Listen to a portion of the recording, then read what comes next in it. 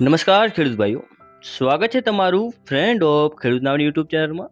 તો ખેડૂત ભાઈઓ, આજે તારીખ 14 પાંચમો મહિનો અને 2026 અને વાર ગુરુવાર. તો ખેડૂત ભાઈઓ, આજે આપણે જોવાના છીએ તારીખ 13/5/2026ના ઊંઝા માર્કેટ યાર્ડના બજાર ભાવ કેવા રહ્યા હતા. તો ચાલો તેની આપણે વાત કરીએ, પરંતુ તે પહેલાં જો વિડીયોમાં પહેલી વાર આવ્યા હો તો વિડીયોને એક લાઇક કરો, ચેનલને સબસ્ક્રાઇબ કરીને ઘંટીનો ઓલ પર સિલેક્ટ કરી નાખો, જેથી આવા જ બજાર ભાવને લગતા વિડીયો અમે સૌથી પહેલાં તમારા મોબાઈલમાં પહોંચાડી શકીએ. તો ચાલો હવે આપણે બજાર ભાવની વાત કરીએ. તો ઊંઝા 20 કિલોના બજાર ભાવ, પાક નીચો ભાવ, ઊંચો ભાવ, જેમાં આપણે સૌથી પહેલાં વાત કરીએ અજમાની, તો જે છે 1000થી લઈને 3200 રૂપિયા સુધી.